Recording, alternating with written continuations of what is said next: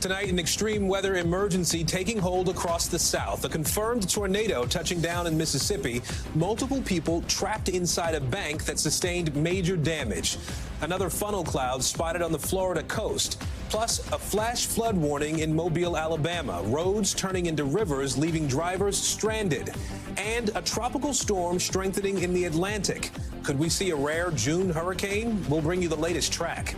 Also breaking tonight, a submersible vehicle heading toward the Titanic shipwreck, disappearing in the depths of the ocean. A billionaire from Britain, also a record-breaking explorer, on board with 4 others. An urgent search and rescue effort complicated by bad weather now underway. How soon experts believe that sub could run out of oxygen. Overseas, Secretary of State Antony Blinken meeting face-to-face with China's President Xi. The high-stakes summit, an effort to cool skyrocketing tensions. What Blinken told our Janice Mackey-Frere about progress made today and how the U.S. is moving on from that contentious spy balloon incident. Inside Ukraine's counteroffensive, dramatic video showing the brutality of trench warfare at Russia's front lines. That as Ukraine ramps up efforts to take back occupied territory. The new reinforcements coming from the U.S. that could give troops a major boost. Plus, a remarkable rescue off the coast of Florida, a houseboat capsizing in rough water, a man jumping in to save 2 women trapped inside. You'll hear from that hero tonight. And celebrating Juneteenth, Americans in cities, large and small, gathering to mark the anniversary of the end of slavery. Tonight, a look back at how one woman helped make today a federal holiday, and a look ahead at the work that still needs to be done. Top Story starts right now.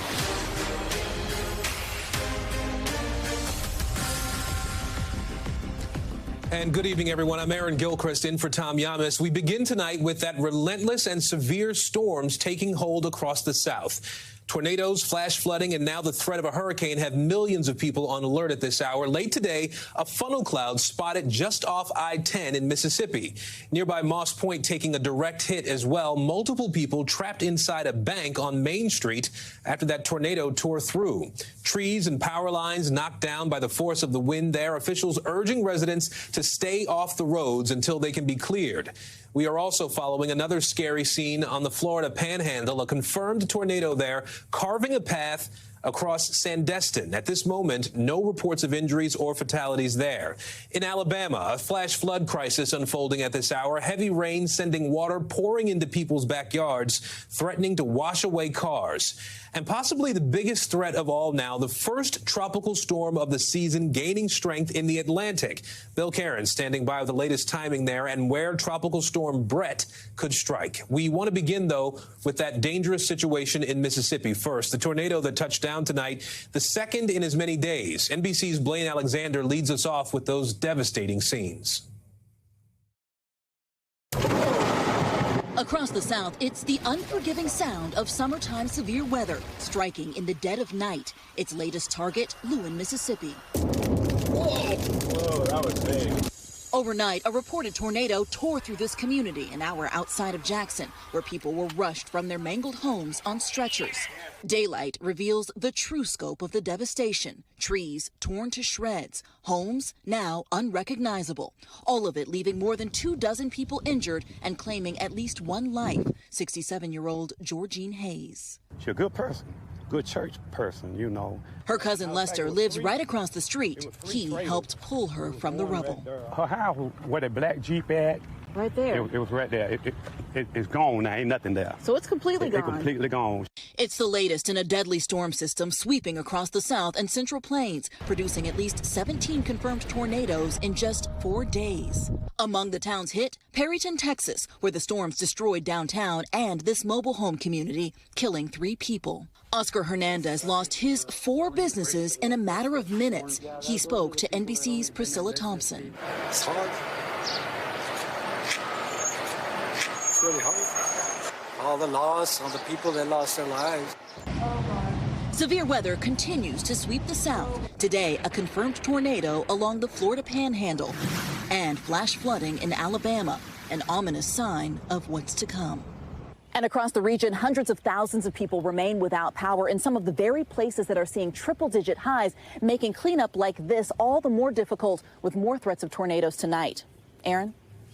Blaine Alexander for us tonight, and those storms still threatening millions as we head into the evening. Let's get right to meteorologist Bill Cairns. He's keeping an eye on all of this for us. Bill, walk us through this. What are you watching? Aaron, the worst weather all day long has been near the Mobile Bay area and now along the Mississippi coast. You can see this fire hose of thunderstorms. It was very slow moving. It dumped 8 to 13 inches of rain over Mobile, the east and west side here of the bay. And that's where they had the flash flood emergency going on for like 3 hours. And unfortunately, another batch of new thunderstorms forming right over the top of Mobile. Now, this won't dump another 8 to 13 inches, but I've already heard reports of 1.5 feet of water on the highway. So, I mean, you can only imagine that water's trying to drain out. And then we got new areas of rain coming in. Also, severe thunderstorm warning in between Biloxi and Bay St. Louis on the very tail end of that. So tomorrow, we're going to move this thread a little further towards the west. So we're going to go from the Mississippi-Alabama border, including the Biloxi area I just told you about, Bay St. Louis, Baton Rouge, New Orleans, Lake Charles, and Alexandria. Isolated tornadoes once again, torrential rain. And because, Aaron, it's rained day after day in these areas, we will see more flash flooding, too. And, Bill, I know you're also really closely watching this tropical storm in the Atlantic now. Walk us through that. What are you seeing?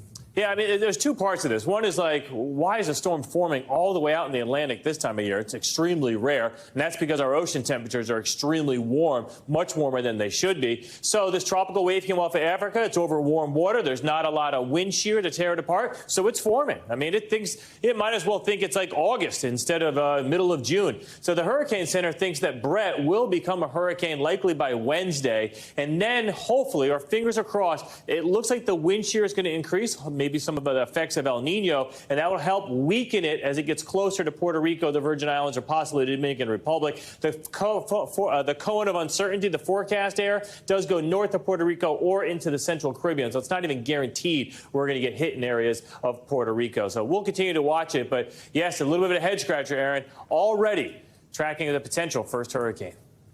Just a couple of weeks into the season. Bill Cairns for us tonight. Bill, thank you. Now to another major headline tonight, an urgent search for a group of adventurers. Their submersible vehicle set to visit the wreckage of the Titanic lost contact on Sunday, some 900 miles off the coast of Cape Cod. The Coast Guard now racing against the clock to find that sub. NBC's Tom Costello has late-breaking developments.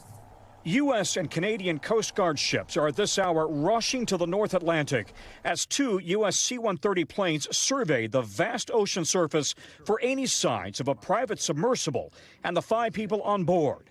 Last seen Sunday morning as it descended to survey the wreck of the Titanic. During the course of the dive, they lost communications, and we have not had communications with the submersible since then. The 21-foot submersible named Titan, made of titanium and carbon fiber, is owned by Ocean Gate, an operator of small subs for research, film production, and tourist trips to the Titanic for $250,000. On board, a pilot and 4 passengers, including billionaire adventurer Hamish Harding, who'd taken a submersible to the Mariana Trench and flown in space on Jeff Bezos' Blue Origin. On his Instagram account Sunday, he signed his name on the logo as he announced he'd be diving to the Titanic. His company later tweeted, 4 a.m. start this morning on the RMS Titanic Mission 5. The sub had a successful launch and Hamish is currently diving. Today, Ocean Gate said our entire focus is on the crew members in the submersible and their families. We are working toward the safe return of the crew members. The CEO told our Seattle King 5 last August he caters to Titanic enthusiasts. We have a number of people who come with us, sometimes referred to as Titaniacs, people who have just been consumed by the Titanic, and it was just great to take them down. The Titanic rests at treacherous depths, 12,500 feet below the surface. 1,500 people died when she sank in 1912. The missing sub was only supposed to be gone for 6 to 8 hours with 96 hours of reserve oxygen. Already, Canadian P-8 search planes have dropped sonar buoys on the rough seas, listening for the sub in a deep, vast expanse of ocean. Are they listening for voices? What could they pick up? We're hoping that they can pick up any unusual sounds, maybe tapping on the hull or voices or those types of things, any signs of the vessel there in the water. And so that's why we've really pressed in with the capabilities that we have. Aaron, here's the challenge. If the U.S. or the Canadian Coast Guard can identify, can hear that sub, the problem is they don't have the deep sea rescue capabilities to dive down and get to it. So both the U.S. and the Canadian navies are rushing assets to the area. They're also contacting private companies that have those capabilities. But the clock is ticking, and if they find this submersible, the chances are it's going to be a very, very challenging and complicated rescue. Aaron? Tom Costello reporting for us today. For more on this desperate search for that submersible and its passengers, I want to bring in retired U.S. Navy captain and former submarine commander David Marquet. Captain, we appreciate you making time for us today. A couple of questions for you here to start. Can you help us understand the difference here? I think people are familiar with the word submarine, maybe not so much with submersible. Can you help us understand the practical difference and what your understanding is of what might cause a vessel like this to lose contact? Yeah, submersible is a submarine that just doesn't have a real big motor, so it can't drive itself in and out of port. So it needs a mothership basically carries it out to where it wants to go. The Titanic in this case, then they release it and it can then go underwater and do its thing. Now, this is a very special submersible because it is designed to go 2 miles deep, and that's rare. Most submarines don't go nearly that deep. And so this issue of losing contact after an hour and a half, what would cause something like that to happen? It could be something pretty simple, like a mechanical failure with just the communication equipment. If that were to happen, I would expect them to abort the mission and come back up to the surface. It doesn't look like that's what happened because they've been searching the surface and no one has seen them on the surface.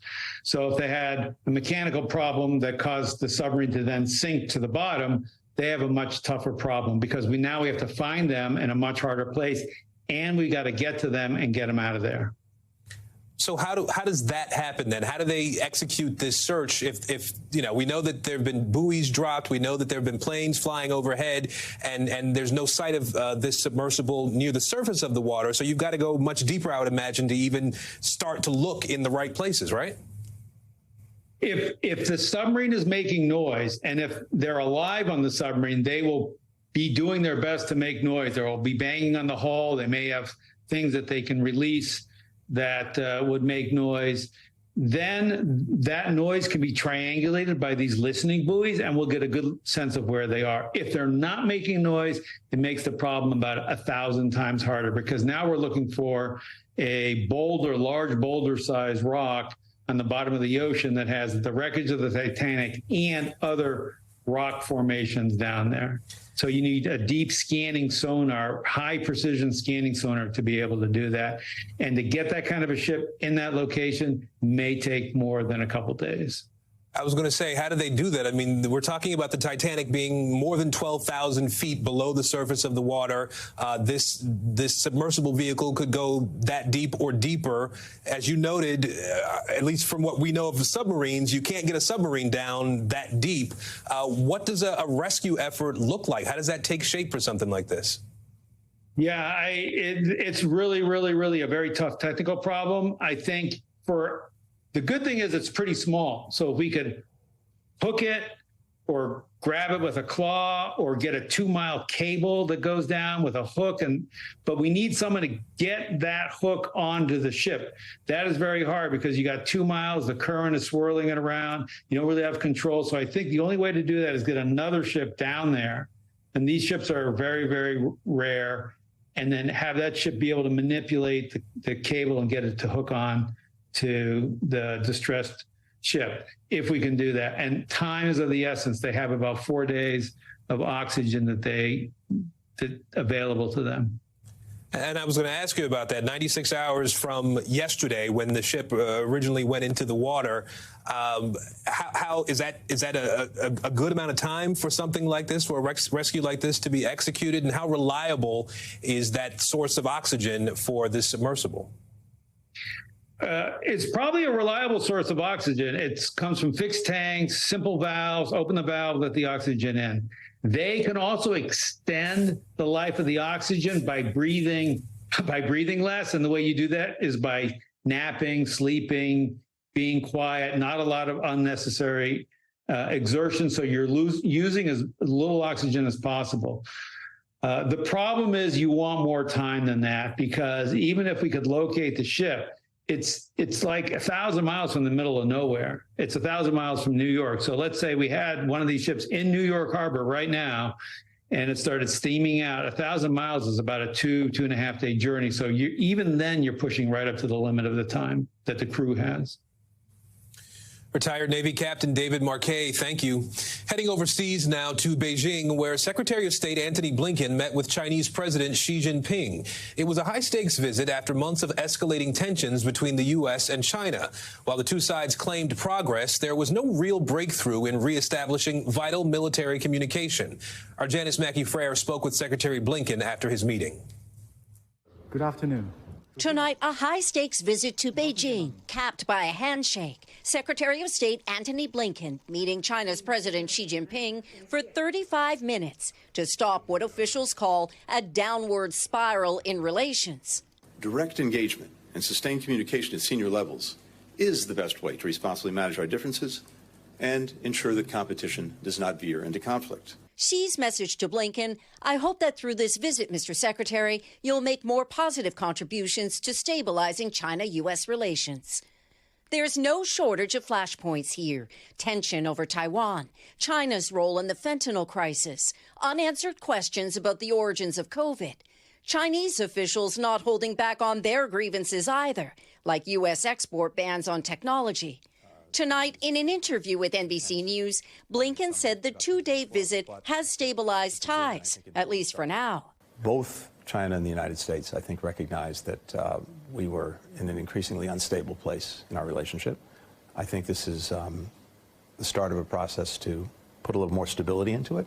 But China refused Blinken's request to reopen military crisis lines that were cut off by Beijing nearly a year ago. Since then, some close calls, including this Chinese warship sailing within 150 yards of a U.S. destroyer in the Taiwan Strait, and this Chinese fighter jet darting in front of an American surveillance plane, something we saw for ourselves when we were on board another U.S. Navy plane intercepted by a Chinese jet. We've seen a couple of very dangerous incidents in the last couple of weeks. China says the encounters are justified to protect its sovereignty. Blinken's first trip here was called off after that Chinese spy balloon, which was shot down after it flew over the U.S. Senior U.S. officials told NBC News it collected intelligence from American military sites. I think it was more embarrassing than it was intentional. So with Beijing, the balloon incident is over. It's water under the bridge. We did what we needed to do to protect our interests. We said what we needed to say and made clear what we needed to make clear in terms of this not happening again. And so as long as it doesn't, that chapter should be closed. And Janice Mackey-Frere joins us now from Beijing. Janice, while the U.S. and China have called Blinken's visit progress, you mentioned in the story that the military crisis lines are not going to be reopened here. How is that going to impact these close call incidents we've seen? And does that make this trip sort of a limited success? These crisis channels are direct lines of communication between U.S. and Chinese militaries.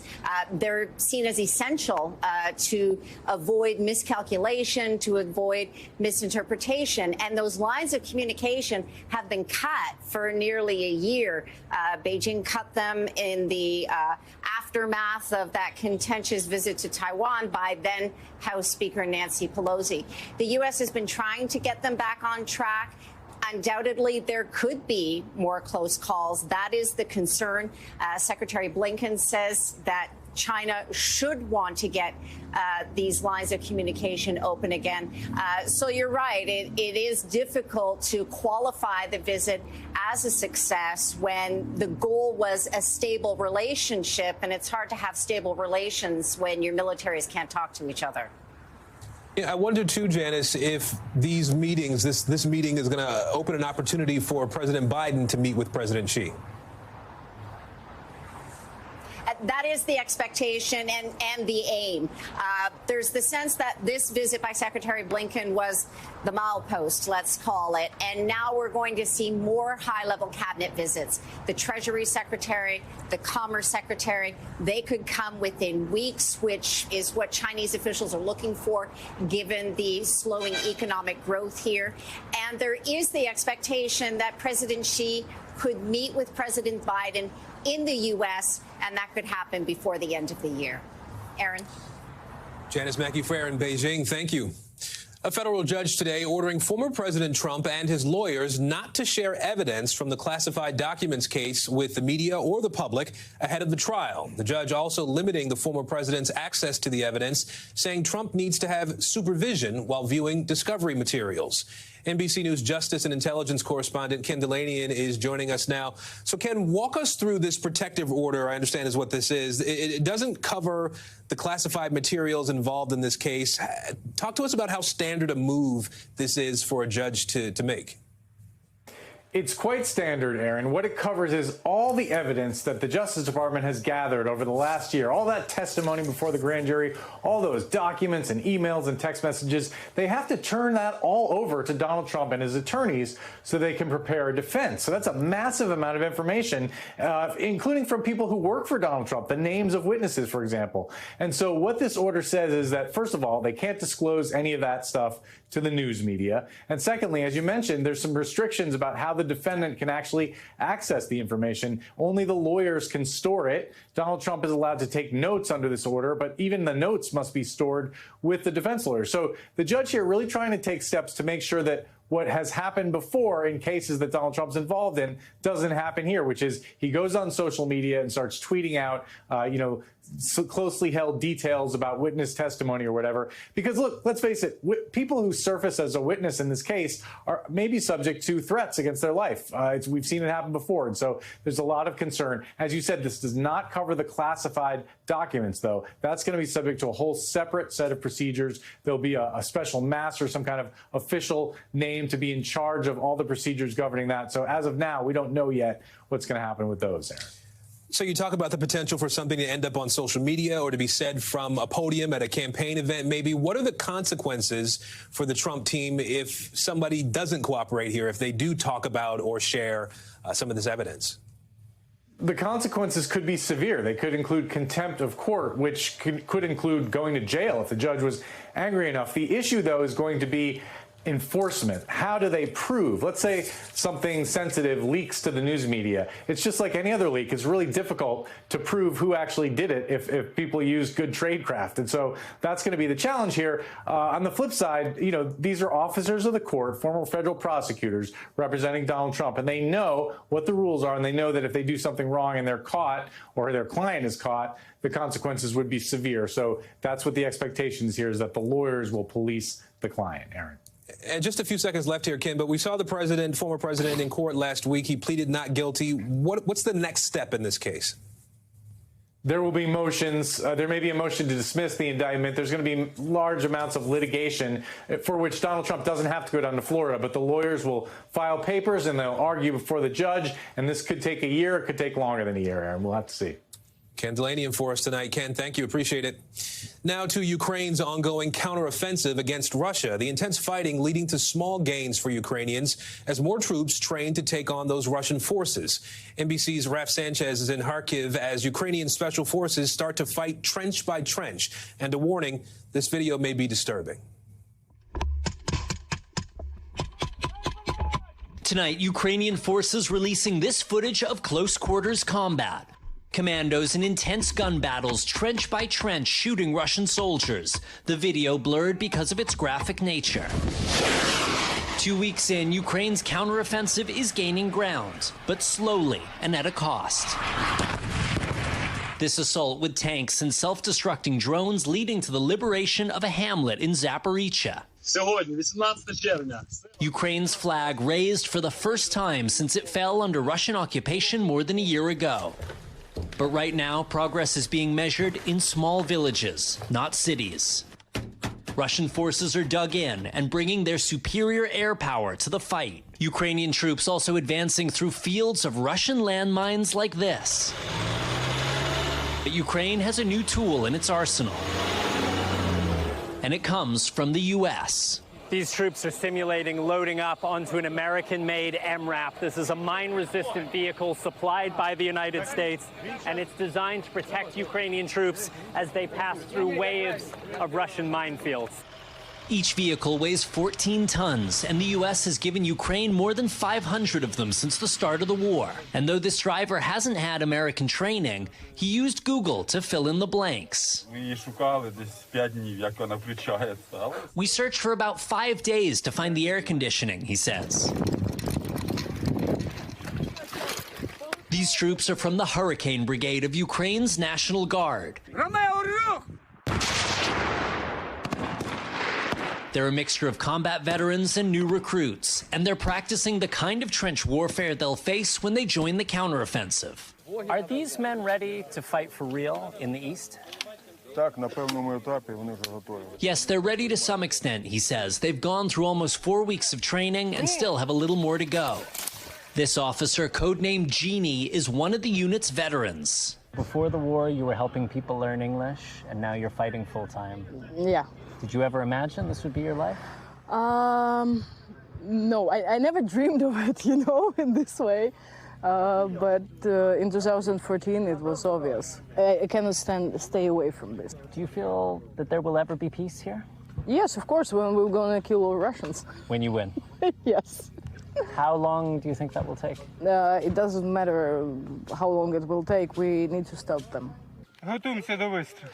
Ordinary people taking up arms and determined to fight for as long as it takes. And Raf Sanchez joins us now from Kharkiv, Ukraine. Raf, we go back to the big picture here. How concerned are the people there in Ukraine, where you are, about, sort of the slow progress of this counteroffensive? Yeah, Aaron. Well, publicly, Ukrainian officials are putting a brave face on this. President Zelensky said earlier tonight that whether it's sooner or whether it's later, the blue and yellow flag of Ukraine is once again going to be flying all over the south and the east of this country. It is also worth saying that at this point, 2 weeks or so into this offensive, it is just too early to judge whether it has been a success or a failure. And that's because we've yet to see the Ukrainians mount an all-out assault on one part of the Russian lines and really kind of push all their chips to the middle of the table. Aaron? And, Raf, I understand, too, that Ukraine says it hit several Russian ammunition depots. What can you tell us about that? Yeah, Ukrainian officials are saying that they used long-range weapons to hit these Russian depots deep behind enemy lines. You saw just these enormous plumes of smoke visible for miles in every direction. We don't know exactly which weapons the Ukrainians used, but analysts are taking this as a sign that the Ukrainians are getting increasingly sophisticated at carrying out these kind of long-range strikes. Aaron? Raf Sanchez for us tonight. Raf, thank you. Now to the Middle East and a violent weekend in Israel and the occupied West Bank. Protesters taking to the streets in Tel Aviv over the prime minister's controversial judicial reform plan. This as an Israeli military raid in the occupied West Bank killed at least 5 Palestinians. NBC News foreign correspondent Matt Bradley joins me now. Matt, I want to start with these protests over the weekend. Demonstrators we know have been pushing back against these judicial reforms for a while now. The prime minister, though, Netanyahu, saying that he is going to move forward. Yeah, we heard from the prime minister. He said yesterday that he was going to move forward. He wasn't exactly clear on what that would mean. It sounds as though he basically is going to be tabling this proposal once again and trying to move forward. This proposal, which has divided the country so profoundly and caused unprecedented protests from about January until March of this year. Now, Benjamin Netanyahu and his confidants say that the reason why is because it was the opposition who backed out of a judicial forming committee last week. And that's why Netanyahu decided to break with the negotiations that he would pledge he was going to go through and would instead decide to proceed with this legislation. So we can expect to see more and more protests, Aaron, as the days and weeks go on. And, Matt, we mentioned the situation in the city of Jenin in the West Bank, the occupied West Bank, that it is intensifying. Help us understand how that started and where things stand now. Yeah, I mean, as far as we know, in Jenin, there's fighting that's still ongoing right now. But the situation started before dawn this morning, and that was when a typical maneuver by Israeli security forces. They moved into the city of Jenin. They were trying to arrest what they said were 2 suspects in the homes of people who had already been detained. Now, this erupted into an enormous burst of gunfire, and actually one Israeli troop-carrying vehicle was hit by an improvised explosive device. And that's when we saw another very rare event, when we saw Israeli helicopters shooting missiles at some of these homes. Now, that hasn't happened since the Second Intifada about 20 years ago. So, again, we've been seeing these raids over and over again, deadly raids that have killed more than 100 Palestinians over the past year and a half. And now we're seeing the violence escalating. That's also a very troubling sign for the near future. Aaron? Matt Bradley in London for us tonight. Matt, thank you. And still ahead tonight, a horrific story out of New York City. A dog stabbed to death in Central Park. The argument between the owners that allegedly led to that violent end. Plus, lounge chairs and umbrellas flying around a popular Florida beach, sending 2 people to the hospital. What caused that dangerous scene? And the houseboat capsizing, trapping 2 people inside, a man diving into the water to save them. What he told Top Story about the moment he knew he had to jump into action. Stay with us.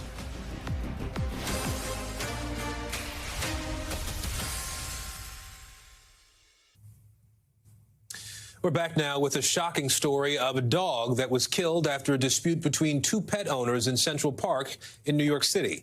The suspect pulling out a knife and stabbing the other owner's dog, who had to be put down shortly after. Our Stephen Romo has the latest. Tonight, police investigating the deadly stabbing of a pet dog after an altercation in New York City's Central Park. This was blood. This was my dog. My dog never got up again. The dog's owner, who asked not to be identified, heartbroken, telling NBC New York his 13-year-old German Shepherd Pit Bull mix, Eli, was stabbed right in front of him. He's a great dog. You know, he's my boy. The New York City Police Department saying that at around 8:30 Saturday evening, they got 2 calls for this incident. One about a vicious dog and another for a dog stabbed, which they confirmed happened. It's unclear who those calls were from. Eli's owner says he and his wife were walking their 2 dogs on leashes when they walked by this man. Authorities say the suspect's dogs were unleashed. One of his dogs tried to bite my little one, and he tried to tell me that it's okay. And I tried to talk sense into him. He says an argument broke out with the man who he was familiar with. Then he says the dogs attacked him and Eli. I kicked one of the dogs off my dog at one point. I did what I could, and it wasn't enough. That's when he says he tried to defend himself and pepper sprayed the man, but things kept escalating, even saying his dog growled and may have bitten the other man in the chaos. He dragged my dog about 10 feet, trying to rip the collars off. But then he took out a knife and started carving, and my dog growled, and he stuck him. Police say the stabbed dog was taken to a local animal clinic where it had to be euthanized. Dog owners in the area reacting to that violence. It was pretty sad to hear what happened. But, I mean, off-leash dogs have been a problem here for a long time. Usually, if the dog's a problem, it's not the dog's fault, it's the owner's fault. One person we spoke to who did not want to be identified claims to know both dog owners and says he still feels comfortable walking in the park. I think it's generally safe. I know many people who walk here at night. It's not dangerous. Police say the unidentified suspect is not in custody. And for now, the owner says he just wants justice. He's a coward. It's a coward act, and I hope they find him and prosecute him. And Aaron, dogs have to be leashed in Central Park for most of the day, from 9 a.m. to 9 p.m. And in some areas, like playgrounds, they have to be leashed at all times. Something people here we talk to say does not always happen. Meanwhile, that investigation is ongoing, and police have not announced any arrests. Aaron, back to you. Stephen Romo in New York City. Stephen, thank you. When we come back, pop star Bibi Rexha hospitalized. The singer hit with a phone during a concert. How she's doing tonight, and the 27-year-old man now under arrest.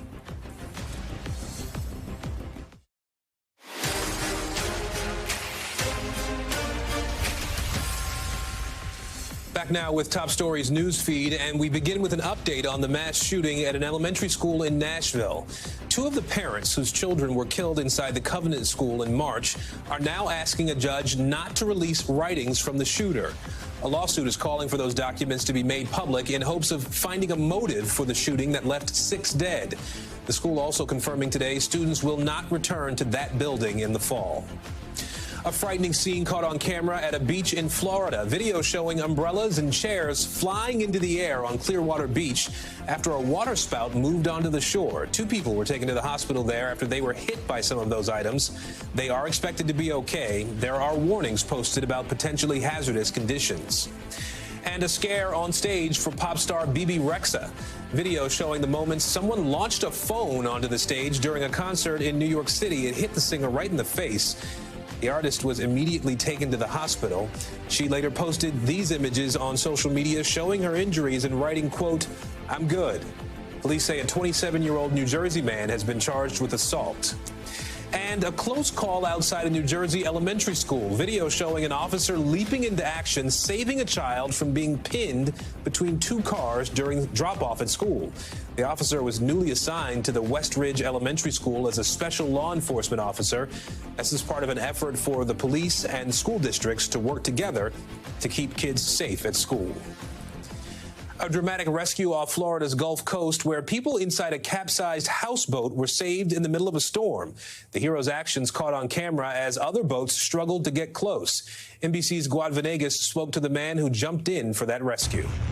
Tonight, gripping video of the moment 2 women trapped inside a capsized houseboat were rescued Friday morning in Florida. Oh my God, that boat, look at that thing's gonna capsize too. Video acquired by our NBC affiliate WJHG shows the moment Boy Jordan jumped off a fishing boat without hesitation to help rescue the women trapped inside the houseboat, which served as a shop out in the sandbar. I jumped off the boat I was on into the water and then grabbed a 2x4, ripped the 2x4 off the structure and smashed in the window, the first window pane. It's a sliding glass door they were trapped behind. Boyd says just minutes before, the women and another friend were towing the floating shop when an unusual storm took them by surprise. I mean, we were very blindsided from the time that we knew that there was going to be a storm coming to the time that people were walking out of the water was probably less than 20 minutes.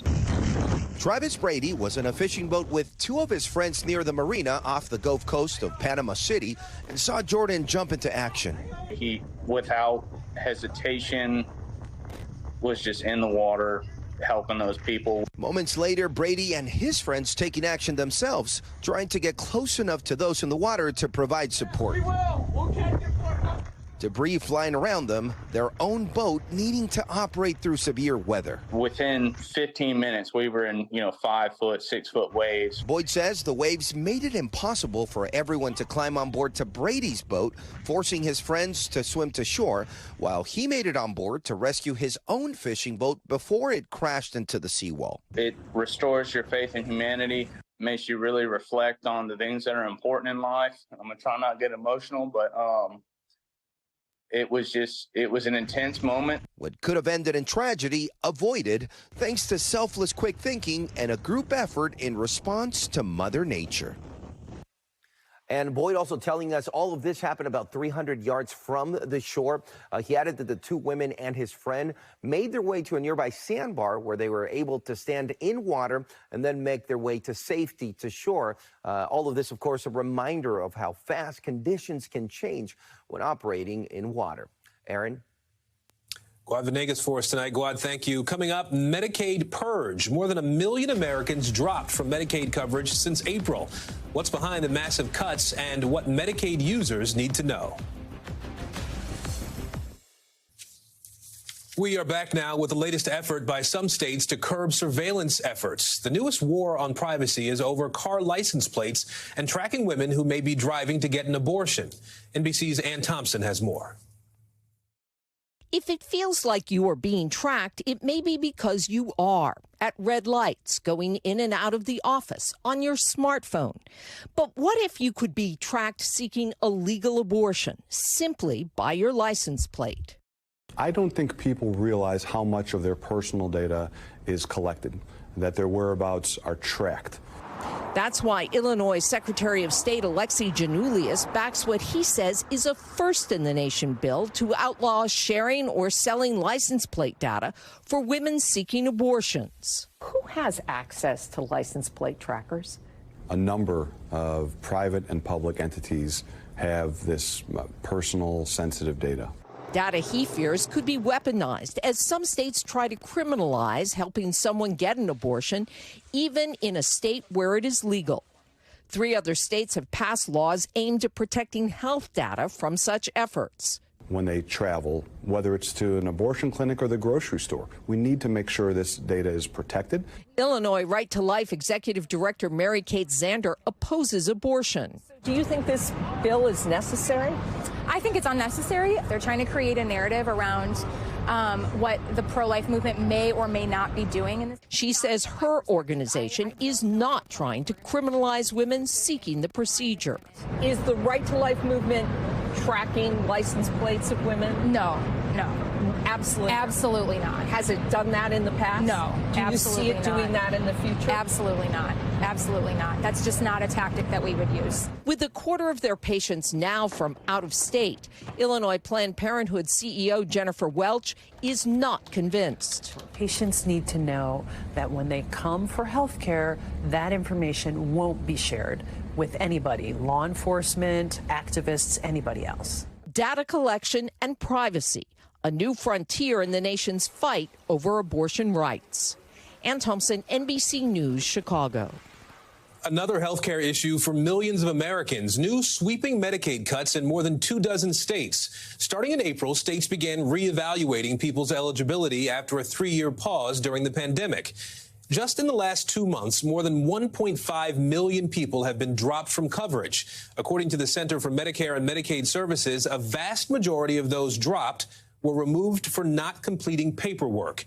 In a letter to state governors last week, the Secretary of Health and Human Services urged states to slow down, writing in part, "I am deeply concerned with the number of people unnecessarily losing coverage, especially those who appear to have lost coverage for avoidable reasons." For more on what this means for the 93 million Americans who rely on Medicaid, Julie Rovner, the chief Washington correspondent for KFF Health News, joins us now. Julie, we appreciate you being here. Can you walk us through what happened in April and why we're seeing now this sudden purge?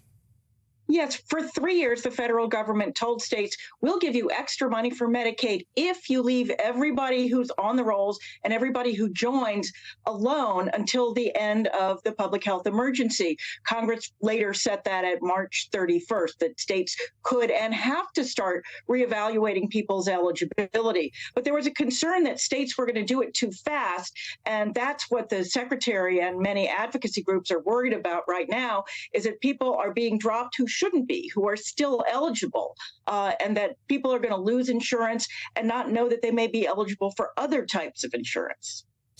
You know, and as we think about the numbers here, in the last 2 months, your organization, KFF Health News, found that Oklahoma, Idaho, Utah, Florida, and Arkansas have dropped at least 50% of the people whose cases they reviewed from coverage.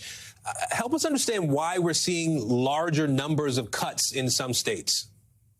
Well, of course, at this point, there are a certain number of people who are no longer eligible for the program. That's what these states are trying to do, is find those people and take away their coverage. What's happening, though, is that many of these red states are in such a race to do this that they're dropping people who are still eligible because they would like to get their Medicaid rolls smaller. We also know that the federal government says administrative processes caused a lot of the problem that we're seeing now, and that some Americans have been dropped inadvertently in the last couple of months. Are there ways that state agencies can sort of help to mitigate some of the trauma here? Well, one of the things that the secretary is trying to get states to do is slow down. States continue to get additional money from the federal government for their Medicaid programs through the end of the year. That was done to try to tell states, yes, you have to start reevaluating people's eligibility, but you don't have to do it all at once. That's a big problem. And there's things that people can do, too. Make sure if you're on Medicaid that your state office knows where to find you. A lot of this is because the state mails out a renewal form and that person has moved. You can also, many people who are going to be dropped are probably eligible for other insurance, and states are required to help them find it. All right, we appreciate your expertise on this. Thank you. When we come back, scenes from across the nation on this Juneteenth, from Texas, where the last slaves found out they had been freed 158 years ago, to New York and Los Angeles, how Americans are marking the holiday from coast to coast. Back now with a historic comeback for a beloved baseball stadium. Players and fans reclaiming part of African-American history at a storied ballpark in New Jersey that once hosted the Negro League. NBC's Ron Allen explains. At the Jackals home opener against the Miners in Paterson, New Jersey, a huge comeback. The grand reopening of historic Hinchcliffe Stadium itself. I get goosebumps when I think about it. We need to keep this kind of venue and places like this, flourishing. One of the last ballparks still standing from the days of baseball's Negro Leagues and segregated sports. A hallowed venue that for the past few decades had been shut down, abandoned, and about to be demolished. At its worst, what do you remember about this one? At its worst, what I remember are the trees growing in the stands, people living in the press box. Brian Lopinto helped lead a local effort to save the stadium, now a National Historic Landmark that just underwent a $100 million renovation. The minor league Jackals' new home, once home for the New York Black Yankees and New York Cubans, where legends such as Patterson's own Larry Doby, who broke baseball's color barrier after Jackie Robinson, once played. A lot of legends played here. Do you feel that? I can feel it. I mean, I'm grateful that I'm playing, in the same place that a lot of, legends played, This is the real Field of Dreams. This stadium is sacred, and this stadium tells the story of the struggle for social justice, civil rights, and American integration. Reopening day, a chance for fans to celebrate and enjoy sights many thought they'd never see. What do you think when you're in this place now? What I think is, wow. And the Jackals held on to win the opener 10-6. All of those legends who played here, perhaps giving the home team an edge. Ron Allen, NBC News, Paterson, New Jersey. And finally tonight, celebrating Juneteenth, the now federal holiday commemorating the end of slavery in the U.S. The day marked with marches, musical performances, and a call to action. America marking 158 years since the end of slavery. Black history is American history. Events around the country celebrating June 19, 1865, the day troops arrived to ensure enslaved Africans in Galveston, Texas, were freed. 2.5 years after the Emancipation Proclamation declared freedom for enslaved people across the Confederate South. Juneteenth means victory. It means Black pride. It means celebration. It means happiness. It means love. It means joy for our Black community. That joy echoing across the nation. Starting in Galveston, the birthplace of the holiday. General Order Number 3. Spirits high at a Milwaukee, Wisconsin parade. Ohioans sounding off in Cincinnati. Crowds gathering in both New York City and Los Angeles. And back in Texas, the annual Opal Lee Walk for Freedom drawing supporters in Fort Worth. Make yourself a committee of one. Opal Lee, the woman known as the grandmother of Juneteenth, leading the march at 96 years old despite sweltering temperatures. It was her 1,400-mile walk in 2016 when she was 89 that helped convince lawmakers to recognize Juneteenth as a federal holiday. None of us are free until we're all free, and we aren't free yet. Texas was the first state to make Juneteenth an official state holiday beginning in 1980. But it wouldn't become a federal holiday until 2021, when President Joe Biden signed the law marking Juneteenth National Independence Day. All right. This year, 28 states and the District of Columbia legally recognized Juneteenth as a public holiday. Today, Connecticut celebrating Juneteenth as a legal state holiday for the first time. And Kentucky's governor declaring June 19th, 2023 to be Juneteenth National Freedom Day in his state. I will also continue to push for this day to be recognized as an official state holiday. A day celebrating the progress that has been made, but also recognizing the work that still needs to be done. This is an ode to our ancestors who have done the work, but to tell everyone, including ourselves for the future, that systemic racism is still real, that Black love and joy is still real, and that we all have to band together between government, community organizations, community-based organizations to do the work to radically change what we know freedom to look like. Happy Juneteenth. Thank you for watching Top Story. For Tom Llamas, I'm Aaron Gilchrist in Washington. Stay right there. More NBC News Now on the way.